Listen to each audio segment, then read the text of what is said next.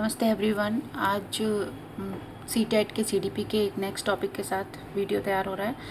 इसमें पहले वीडियो में जीन पियाजे और वाइगोत्स्की के बारे में बात हो चुकी है। अब लॉरेंस कोलबर्ग के बारे में कुछ इम्पॉर्टेंट नोट्स हैं जो CTET, UP TET, super TET, LT grade के लिए बहुत इम्पॉर्टेंट हैं।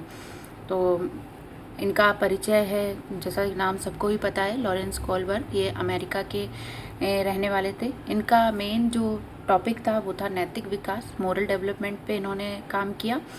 ये जीन पियाजे जी से बहुत ज़्यादा प्रभावित थे, उनके सिद्धांत से बहुत प्रभावित थे। कोलबर्ग ने बताया कि बच्चे का नैतिक विकास क्रमिक चरणों में होता है। उन्होंने निर्णय से अधिक निर्णय के पीछे के रीज़न को, निर्णय के पीछे के तर्क को महत्व दिया। उन्होंने बताया कि कोई व्यक्ति कोई काम क्यों करता है ये ज़्यादा ज़रूरी है। उसने इस काम का निर्णय लिया तो वो क्यों लिया, इस विषय में बात की इन्होंने, जिसको इन्होंने 3 स्तर में और 6 चरणों में बताया। इनका सबसे इम्पॉर्टेंट जो प्रयोग था वो था हेंज का दुविधा का प्रयोग। इसमें एक स्टोरी सुनाई जाती है बेसिकली, और अलग अलग वर्ग के लोगों से अलग अलग तरीके से पूछा जाता है कि अगर आप होते उस जगह पे तो आप क्या करते। स्टोरी बेसिकली थी कि हेंज की उनकी पत्नी थी जिसे कैंसर था, वो बहुत बीमार थी। तो डॉक्टर बोलता है कि दवा तो अवेलेबल है लेकिन वो बहुत महंगी है। तो हेंज जाता है तो पहले वो कन्विंस करता है मेडिकल स्टोर वाले को। जब वो कन्विंस नहीं होता है तो वो उसकी दुकान में तोड़फोड़ मचाता है और मेडिसिन को चोरी कर लेता है। अब यही स्टोरी अलग अलग वर्ग के लोगों को सुनाई गई, अलग अलग उम्र के लोगों को सुनाई गई। तो उनसे जो आंसर निकले वो ये बताते हैं कि सबका तर्क अलग अलग था, सब अलग अलग तरीके से सोच रहे थे। कि कोई चोरी कर रहा था, कोई कन्विंस कर रहा था, कोई उधार लेके मांग के अपना मेडिसिन ले रहा था। इस तरीके से अलग अलग लोगों ने अलग अलग प्रतिक्रियाएं दी। तो इसमें था कोलबर्ग के अनुसार महत्वपूर्ण यह नहीं कि उत्तर हाँ है या नहीं, बल्कि यह है कि व्यक्ति ऐसा क्यों सोचता है। तीसरा पॉइंट है आपका नैतिक विकास के 3 स्तर इन्होंने बताया, जिसमें पहला स्तर है पूर्व परंपरागत स्तर। आयु लगभग 4 से 9 वर्ष है। इसमें पहला चरण आता है दंड एवं आज्ञा पालन। आप कोई काम करेंगे तो गलत काम इसलिए नहीं करेंगे क्योंकि सज़ा मिलेगी, सही काम इसलिए करेंगे क्योंकि दंड से बचना है। तो इसमें इन्होंने ये बताया था कि हम क्योंकि पनिशमेंट ना मिले इसलिए हम सही काम करेंगे, और दंड से बचना है हमें, या इस वजह से हम सही काम करें। ये चीज़ इन्होंने इसको इग्नोर करते हुए बोला कि नैतिक मूल्य क्या है, हम क्या सही सोच सकते हैं या नहीं, इस बारे में है। कि मैं चोरी नहीं करूँगा क्योंकि पुलिस पकड़ लेगी, ये ज़रूरी नहीं है। मैं चोरी इसलिए नहीं करूँगा क्योंकि चोरी करना गलत काम है। इस तर्क पर आधारित था इन्होंने। दूसरा इनका चरण था स्वहित एवं लाभ। मुझे क्या फ़ायदा होगा, लाभ मिलने पर कार्य करना। मतलब आप अपने बारे में सोच रहे हैं, पहले अपना हित सोच रहे हैं और उससे लाभ सोच रहे हैं, उसके अकॉर्डिंग आप काम को कर रहे हैं। दूसरा, इसके बाद आपका दूसरा स्तर आता है, 2 चरण हो गए अभी, और दूसरा स्तर है आपका परंपरागत स्तर। इसमें आयु लगभग 10 से 16 वर्ष की बताई है इन्होंने। तीसरा चरण आता है इसमें अच्छा बच्चा, गुड बॉय और गुड गर्ल का। दूसरों की प्रशंसा पाने के लिए अच्छा व्यवहार करना, परिवार और मित्रों की स्वीकृति महत्वपूर्ण। मतलब आप अपने आप को, आप क्या चाहते हैं ये इम्पोर्टेंट नहीं है, आपको अपने आप को अच्छा दिखा रहे हैं दूसरों के कारण। ये बताया है इसमें इन्होंने कि मैं अच्छा बच्चा बनना चाहता हूँ। मतलब मैं अच्छा बनूँ, ये अपने लिए नहीं, दूसरों को शो ऑफ करने के लिए, दूसरों की अटेंशन पाने के लिए, इस बारे में बात की गई है। चौथा चरण है कानून और व्यवस्था। कानून का पालन करना, समाज के नियमों का सम्मान करना। अब क्यों? क्योंकि चोरी गलत है, क्योंकि ये कानून के विरुद्ध है। अगर हम चोरी करेंगे तो हमें पनिशमेंट मिलेगी, हमें सज़ा हो जाएगी, इस तरीके से। तीसरा स्तर आपका आता है उत्तर परंपरागत स्तर। उत्तर परंपरागत स्तर में वयस्क या सभी लोग इस स्तर तक नहीं पहुंच पाते हैं। क्यों? क्योंकि सामाजिक अनुबंध है ये। यदि कानून अन्याय पूर्ण हो तो उसमें परिवर्तन होना चाहिए, मानव अधिकारों को महत्व देना। इस चरण में उन्होंने बताया कि मान लीजिए कानून का कोई नियम है जो प्रॉपरली सही नहीं है, जो हर किसी के लिए सही नहीं हो रहा है, जो न्यायपूर्ण नहीं है, तो उसमें परिवर्तन किया जाना चाहिए। मानव अधिकारों को महत्व दिया गया है, मतलब यदि किसी की जान बचाने के लिए कानून बदलना पड़े तो बदलना चाहिए, जो कि सही बात है अगर वो व्यक्ति सही है तो। छठा चरण है सार्वभौमिक नैतिक सिद्धांत। न्याय, समानता और मानवता सर्वोपरि है। अपने नैतिक सिद्धांतों के अनुसार निर्णय लेना, ये सबसे इम्पॉर्टेंट चीज़ बताई गई है। छठा चरण, इससे क्वेश्चन बहुत आते हैं क्योंकि इसमें न्याय, समानता और मानवता को सबसे ऊपर रखा गया है।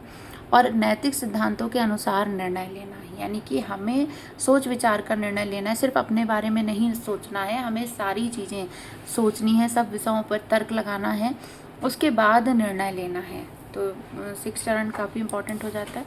उसके बाद कुछ क्वेश्चंस देख लेते हैं। इसमें पहला है कोहलबर्ग का सिद्धांत किससे संबंधित है?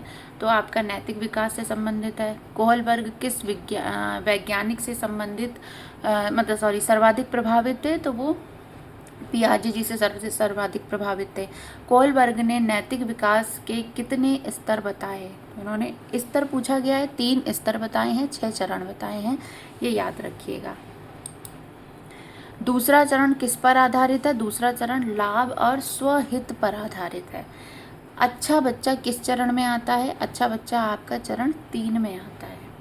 कानून और व्यवस्था कौन सा चरण है? कानून और व्यवस्था आपका चरण 4था है।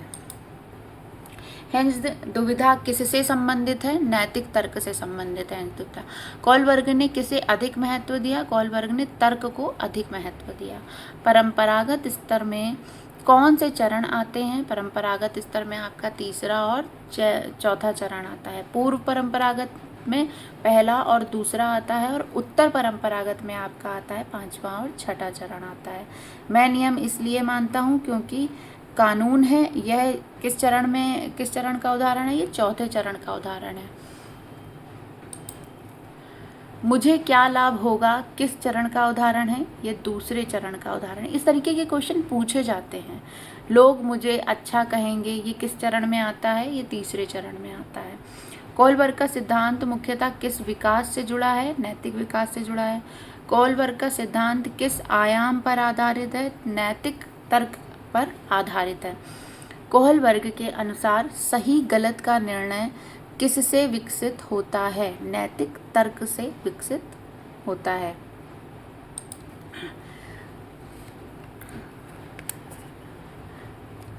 चरण 5 किस स्तर में है? तो चरण 5 आपका है उत्तर परंपरागत स्तर में। चरण 4 किस में है? तो परंपरागत में है। चरण 2 आपका पूर्व परंपरागत में है। कोहलबर्ग का सिद्धांत किस विषय में अधिक उपयोगी है? तो नैतिक शिक्षा के विषय में। कोहलबर्ग किस देश के मनोवैज्ञानिक थे? अमेरिका के मनोवैज्ञानिक थे। मानवाधिकार किस चरण में से जुड़ा है? चरण 5 से जुड़ा है। सर्वोच्च नैतिक स्तर कौन सा है? 6ठा चरण। कोहलबर्ग के अनुसार नैतिक विकास किस प्रकार का होता है? तो क्रमिक चरणों में होता है, स्टेप बाय स्टेप होता है। कोहलबर्ग के सिद्धांत की मुख्य आलोचना क्या है? सभी संस्कृतियों पर समान रूप से लागू नहीं होता है। कैरल गिलिगन ने किस सिद्धांत की आलोचना की थी? कोहलबर्ग के सिद्धांत की आलोचना की थी। किसने की थी? कैरल गिलिगन ने। गिलिगन ने किस पर बल दिया था? देखभाल की नैतिकता पर, एथिक्स ऑफ केयर पर बल दिया था। कोहलबर्ग के सिद्धांत में कुल कितने चरण हैं? 6 चरण हैं। कुल कितने स्तर हैं? 3 स्तर हैं। कोहलबर्ग के अनुसार नैतिक विकास का सर्वोच्च चरण कौन सा है? सार्वभौमिक नैतिक सिद्धांत, यानी कि चरण 6। सीटेट में कोहलबर्ग में सबसे अधिक क्या पूछा जाता है? स्तर पूछे जाते हैं, चरण, और हेंस द्विधा के उदाहरण पूछे जाते हैं। कोहलबर्ग का सबसे महत्वपूर्ण कीवर्ड क्या है? नैतिक तर्क सबसे महत्वपूर्ण कीवर्ड है। कोहलबर्ग ने कुल कितने चरण बताए हैं? सबको बताया 6 चरण बताए हैं। अभी इतनी बार ये क्वेश्चन आ चुका है तो अब याद हो ही गया होगा। प्रथम स्तर का क्या नाम है? प्रथम स्तर का नाम है पूर्व परंपरागत। पहला है पूर्व परंपरागत, फिर है परंपरागत, फिर है उत्तर परंपरागत। पहला चरण किस पर आधारित है? पहला चरण आपका आधारित है दंड एवं आज्ञा पालन पर, है ना।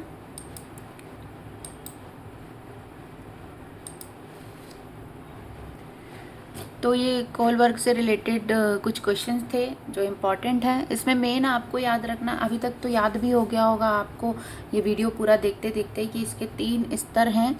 परंपरागत स्तर है, उत्तर परंपरागत है और पूर्व परंपरागत है। पहले आपका आएगा पूर्व परंपरागत, फिर आपका आएगा परंपरागत, फिर आपका आएगा उत्तर परंपरागत। ये सीक्वेंस है और 6 चरण हैं। तो ये सबसे ज़्यादा क्वेश्चन इन्हीं से पूछे जाते हैं। हेंज का स्टोरी आपको पता चल गई है, तो उसके हिसाब से तर्क लगाना है और सभी अलग अलग उम्र के लोगों का उत्तर अलग अलग होता है। इसीलिए कोहलबर्ग ने कहा कि नैतिक सिद्धांत में उत्तर से ज़्यादा ज़रूरी ये है कि उस उत्तर को क्यों दिया गया है, किस तर्क पर दिया गया है, ये पता करना ज़्यादा ज़रूरी है। तो इन्होंने तर्क पर दिया। कोहलबर्ग किससे प्रभावित थे? जीन पियाजे से प्रभावित थे। गिलिगन ने कोहलबर्ग के तर्क की आलोचना की थी। तो ये कुछ क्वेश्चन हैं जो बहुत इम्पॉर्टेंट हैं और मोस्टली पूछे जाते हैं। वीडियो पसंद आया तो प्लीज़ लाइक करिएगा, शेयर करिए, सब्सक्राइब करिए। Thank you.